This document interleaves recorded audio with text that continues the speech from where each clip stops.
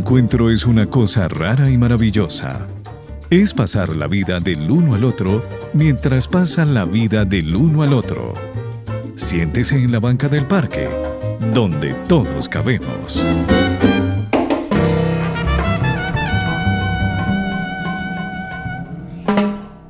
¿Qué tanto ha pasado en nuestro cuerpo como territorio, en nuestro territorio como país, en nuestras familias como ese árbol genealógico que nos reconoce, que tal vez nosotros no reconocemos? Encontramos allí las herramientas para poder ahorita surcirnos, tejernos.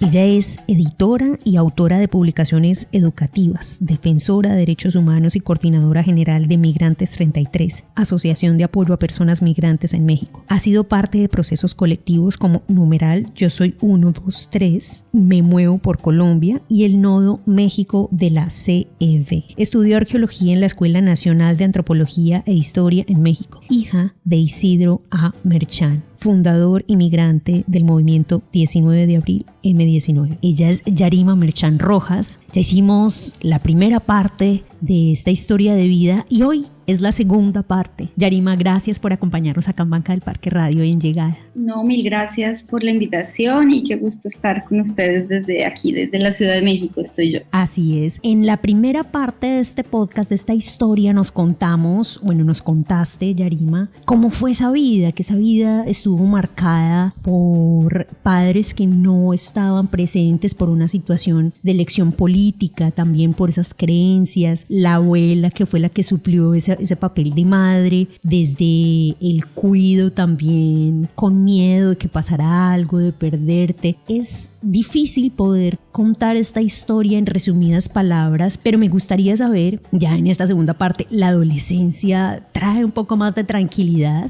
O sea, siento que no es que cuando uno trae cosas de cualquier momento de la vida sin sanar o sin trabajar, las arrastras toda la vida, ¿no? Eso no se va aunque lo quieras tapar, ¿no? Hay una como muy... Nosotros, por ejemplo, los que nacimos en esa época, en los 80 y vivimos en los 90, ese tránsito de esos años fue como de oscurantismo, ¿no? O sea, unas familias que no hablaban, que no reconocían. Obviamente esa carga de... Yo, por ejemplo, en Colombia nunca hablé del M ni de esa historia en ninguna de mis vidas posteriores, ni en el colegio, ni en la universidad. O sea, eso no existió, eso nunca pasó, digámoslo así, ¿no? Y eso en algún momento de la vida sale, ¿no? Eso no es que... Pero como dice por ahí el dicho que tú tengas delirios no quiere decir que en el fondo no te estén persiguiendo. Eso también pasaba en mi familia, ¿no? Había cosas ya muy interiorizadas de que éramos una familia perseguida, pero lo real es que todo empezó, el retorno a Bogotá empezó con Armero y el Palacio de Justicia, porque nosotros en el páramo, en nuestra casita de campo, en nuestra utopía de familia y vida feliz, pues estuvimos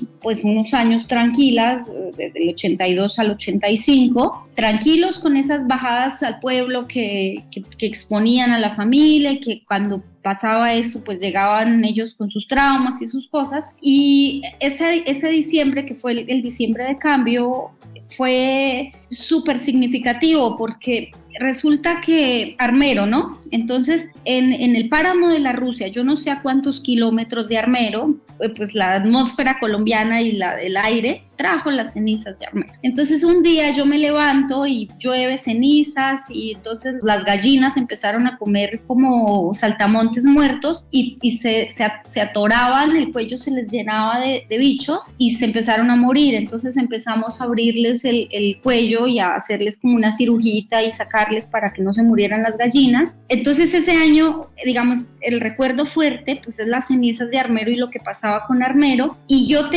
me acuerdo que un árbol al lado de la casa donde pues nosotros teníamos un baño, pero en el campo a veces no se usa el baño tanto, tú puedes orinar y tienes medio monte para ir al baño, ¿no? Entonces yo salí a orinar, entonces yo me acuerdo salí como a las 9 de la noche a orinar, yo pues tenía chiquitita, 5 años, me bajé los pantalones, estaba orinando como por al lado del gallinero y yo lo recuerdo como una invasión ovni, una cosa que no había visto yo, que del monte empezaron empezaron a salir luces, lámparas. Y era un convoy de militares que habían llegado en repercusión al Palacio de Justicia buscando exmilitantes o militantes del M-19. Entonces me agarran del pelo así y me arrastran hacia adentro. Yo me acuerdo que me alcancé a subir los pantalones.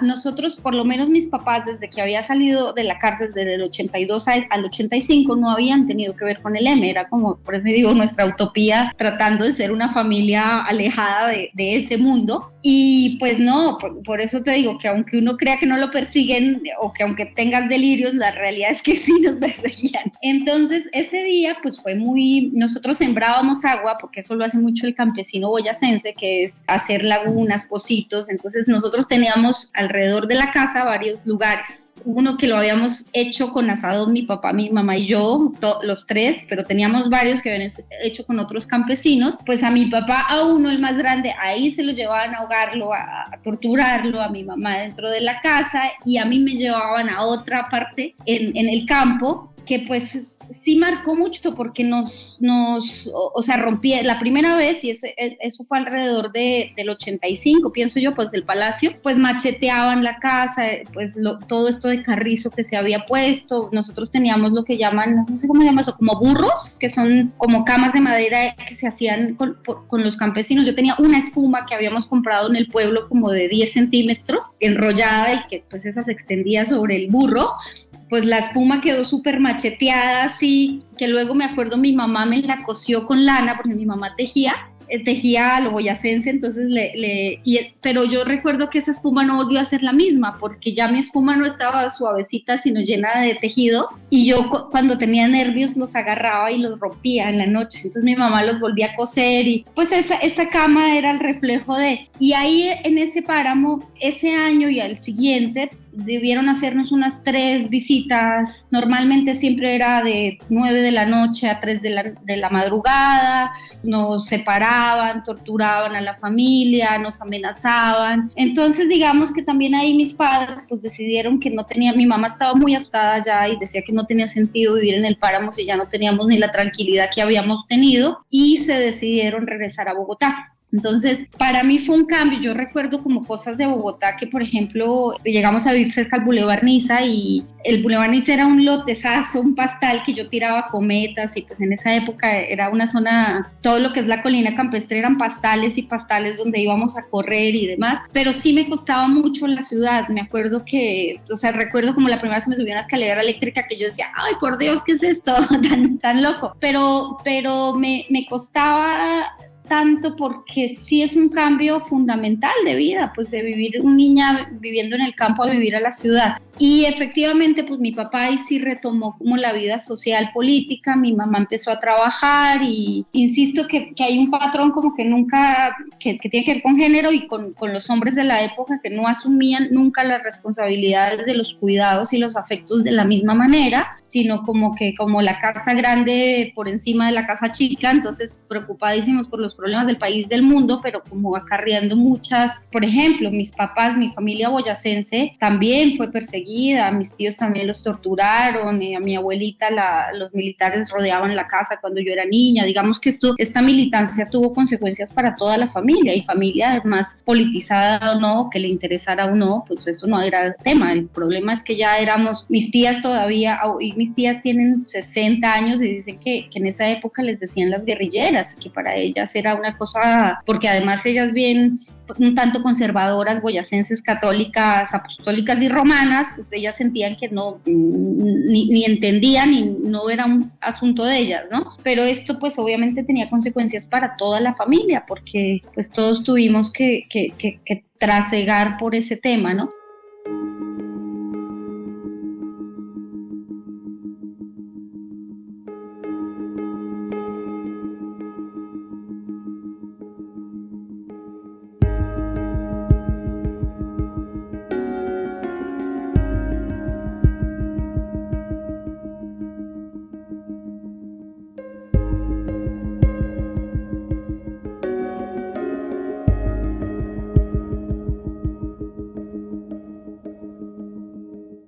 Llegamos a Bogotá, pues yo era una niña súper, hiper y activa y con otras. Me acuerdo que entré como a quinto, cuarto de primaria a un colegio ahí por Ciudad Jardín, que es en el norte, y una vez había una rata que se metió en el baño y me acuerdo que todo el colegio, las profesoras, todo el mundo paralizado. Pues yo era una niña de campo, metí la mano en la taza y agarré la rata y yo, miren, y todo el mundo salió corriendo y era como cosas que yo, ¿por qué tantos sustos si es un ratoncito, no? Y en general, pues me costó mucho que no era limpia, por ejemplo, bueno, la concepción de la limpieza de ciudad, ¿no? Que siempre rompía los sacos en el codo, y me ponían falda, que ahora uno piensa cómo obligan a las niñas en esos fríos bogotanos y a la incomodidad de una falda, que es sexuarlo a uno desde chiquito, porque francamente es para que le miren las piernas a una niña, y pues sufría un montón, porque también, por ejemplo, yo en el páramo, cuando me bañaba con una manguerita en el pozo, me secaba al sol, en pelota, por lado y lado, ¿no? Entonces, por ejemplo, en la primaria, pues yo me quitaba la falda cuando me estorbaba y andaba en cucos, entonces eso era tremendo, porque siempre las profesoras, no, que la niña, que esas conductas, que las medias rotas, el saco roto, no fue fácil. O sea, yo recuerdo que tenía muchos como problemas, digamos que de conducta,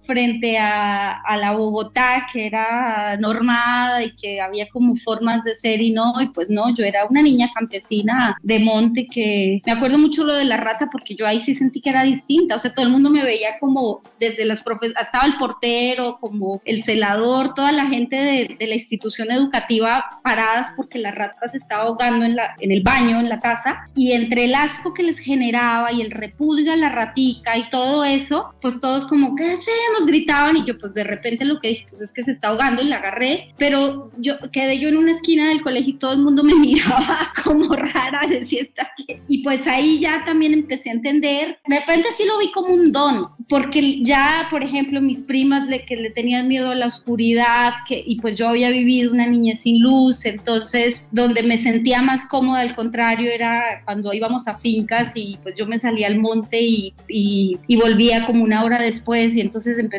entré a un grupo scout que acampábamos mucho en Monserrate y Guadalupe, y en el campo escuela de arriba de la Pedagógica, que en ese momento la Pedagógica tenía una sede como por la escuela, sí, como yendo hacia Monserrate, pasando el Parque Nacional y eso. Y sí empecé a ver que también ese era mi don, que pues nada, que yo era más guerrerita en temas de campo que la mayoría de mis amistades, y sí me daba mucho orgullo que de repente íbamos a una finca y entonces todos, ¡ay, que el caballo! Y yo me trepaba y ya estaba, que sabía ordeñar, que sabía cosas que pues en lo real no tenían valor ahí en ese contexto, pero que yo decía, era mucho miedo, como muchas cosas, ¿no? Entonces yo creo que me empoderé un poco, o sea, sí siento que sentí que yo tenía algo distinto, que por primera vez la diferencia mía tenía algo de valor, porque sí, pues por ejemplo en los scouts, en la defensa civil, en todo eso me iba muy bien, que pues sí, era una crianza distinta, ¿no?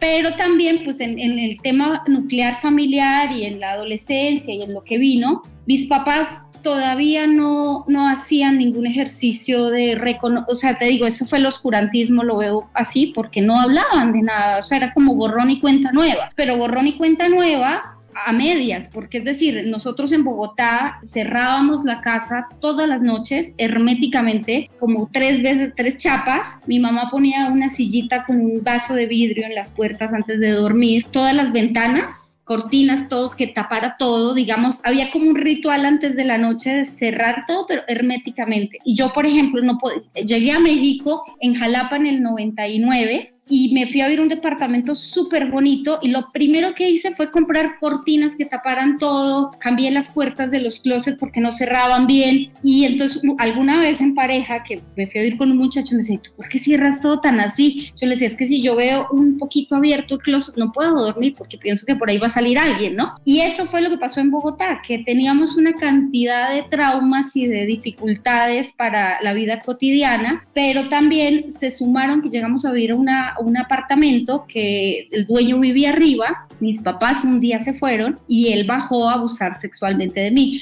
digamos que fue como una entrada también súper ruda a Bogotá para mí y pues para mis papás, porque esto lo asumieron, pues mi papá como macho de la época llegó como a ver si le golpeaba, a pegarle, a resolverlo, pero pues sí, obviamente había como muchas, pues no maneras yo siento de la época de resolver esto. Ahora me acuerdo mucho que los de bienestar, bueno, no me acuerdo qué instancia atendía, porque mis papás sí fueron como a poner una queja y les recomendaron que no pusieran denuncia, que eso era mejor, que porque me iban a arriesgar a mí a hablarlo y a contarlo y que eso iba a ser traumático. Y bueno, ahora uno mira las cosas desde otra manera y dice, bueno, pues qué impunidad para estos viejitos verdes, ¿no? Porque además de todo, yo le dije que no, yo me acuerdo, porque claramente pues yo era una niña madura para la edad, yo le dije, no quiero, váyase, mis papás bien, o sea, 1 y 1000 veces, y pues lo conté 1 y 1000 veces, o sea, ya lo había contado, ya qué trauma, ya, o sea, el trauma ya estaba hecho, quiero decir, ¿no?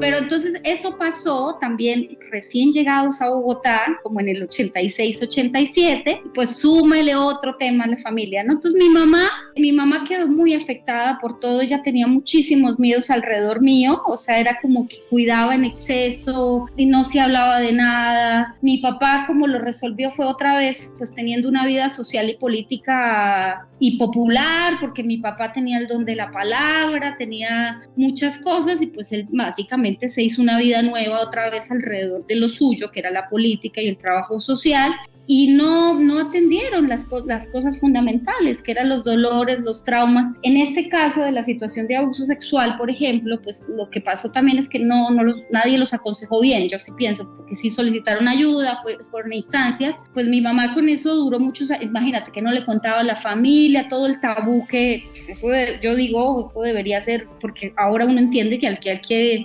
señalar es al abusador y, a ver, miren este viejito verde y catalóguenlo y pongan como en Estados Unidos, ¿no? Que es, tú buscas en la app y dice hay 3 viejitos violadores por aquí cerca y ellos cargan con eso, ¿no? En general yo pienso que yo fui en esa época, a mí sí, fui con una psicóloga, empecé a ir a terapia y sobre eso lo trabajé, ¿no? Pero no fue una entrada fácil, otra vez también como a la ciudad y al mundo y seguían ellos que si militares se cruzaban la calle, o sea, un montón de cosas que ya difícil de quitar en las formas de vida. Pero también pues muchos pleitos, ellos no se llevaban bien, pues esa vida tan complicada y ese amor tan difícil, pues nunca tuvo como estabilidad. Los dos eran de mucho carácter, los dos eran fuertes, empoderados en sus cosas, pero sí, no se daban tiempo para lo importante, ¿no? Como dicen a veces lo necesario quita tiempo para lo importante, pues ese era el caso, que el trabajo, que la política, que lo que sea,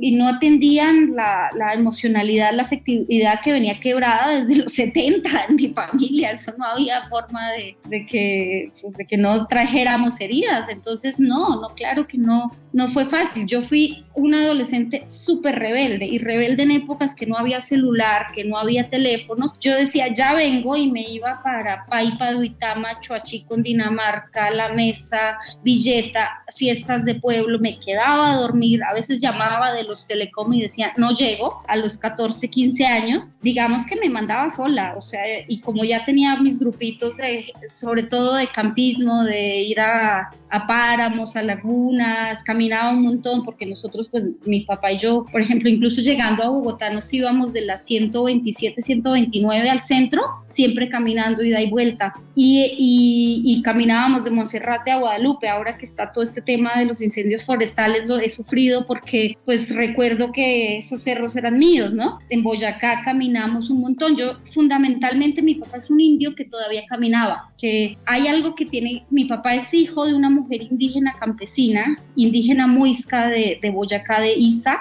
que es tejedora de ruanas, ya es una señora ya viejita, mi abuelita, que ella todavía usa y tortero y tiene sus gallinitas. Ella es una mujer campesina que además es de una zona que se llama, ay, ¿cómo se llama la vereda? Se me fue el nombre, pero bueno, es donde queda la cueva de Bochica, que se supone que Bochica vivió ahí. Y mi abuelita, pues la niñez de mi papá era caminar, como ellos son de Tota y pues caminaban como indios en esas épocas. Y eso es algo, por ejemplo, ayer fui a la Cineteca aquí en Coyoacán y entonces una amiga me dice, ¿cómo te vas a ir? Te pido, le dije, no, yo camino. Le dije, yo tengo en mi cabeza que si se tarda media hora caminando, camino. Y entonces soy súper ubicada, conozco, y además mi recorrido es el que hacía con mi papá siempre, que es mirar todas las plantas. Yo sé que sembraron nuevo, me sé los árboles, me sé todo lo que hay. Pues son cosas que se quedan en la vida de uno, ¿no? Y pues así, esa es mi Bogotá. Yo conozco Bogotá porque toda la vida íbamos al centro caminando y nos regresábamos caminando y a veces íbamos hasta Suba y bajábamos, digamos, esas trayectos. Y fíjate que pasa algo que Bogotá, cada que yo voy cambia un montón, o sea, que un centro comercial nuevo, que un edificio nuevo, pero en lo fundamental sigue siendo mi territorio, porque siguen estando ciertos árboles, porque siguen, cuando tú caminas el recorrido es súper distinto cuando vas en bus o cuando lo que sea. Entonces creo que también eso nos hacía muy bien a nosotros caminar tanto en Bogotá, porque era también una forma de vivir la ciudad desde lo indígena, porque mi papá seguía siendo, pues de hecho le decían el indio, el Cirilo, porque era moreno, todavía se le veía lo indígena. Ya somos de esos indígenas mestizos que uno dice dónde se quedó el indio y dónde lo perdimos.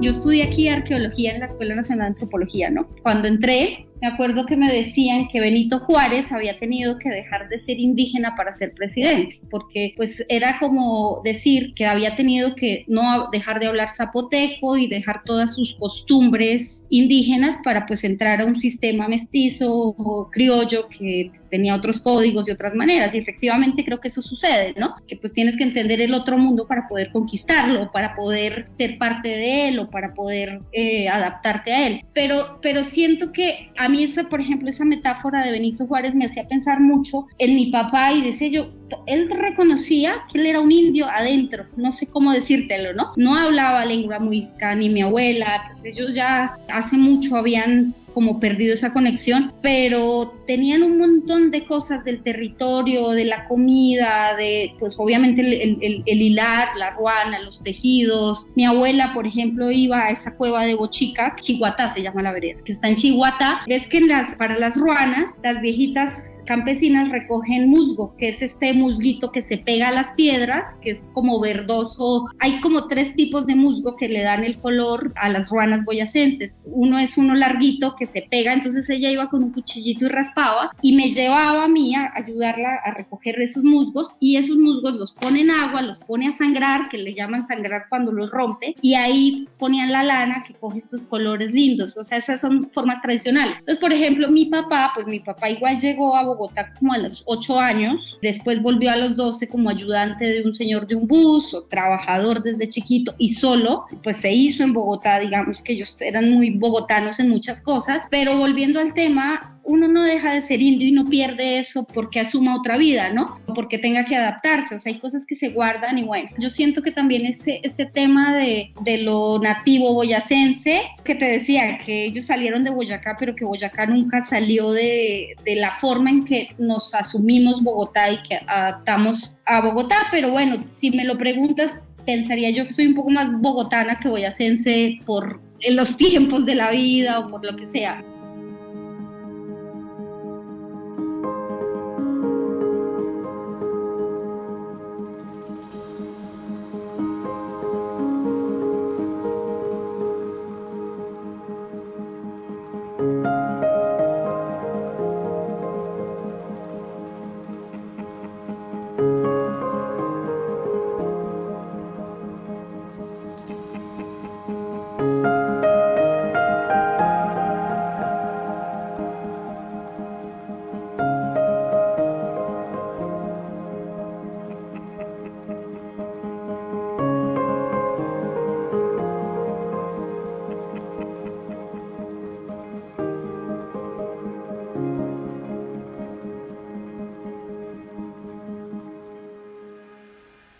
estos vivires en distintos territorios y al fin y al cabo uno se arma como su propio territorio en sí mismo, su cuerpo, sus reconocimientos, sus cicatrices. Yarima, muchas gracias por sentarte con nosotros en esta banca, por compartirnos de esta historia asombrosa, digo yo, porque es tan distinta a otras y tal vez muy parecida a otras tantas, pero lo que sí estoy segura es que cualquier persona que te escuche sentirá al país.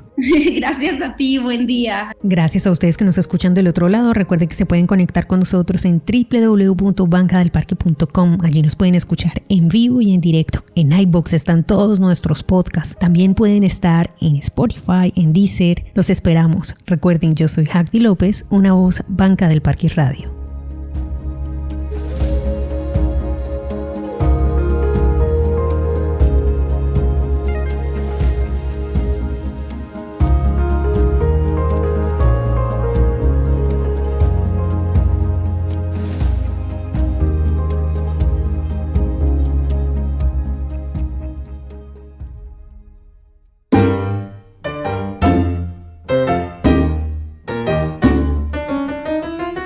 Ahora la banca del parque queda sola. Los esperamos para un nuevo encuentro y seguir pasando la vida del uno al otro.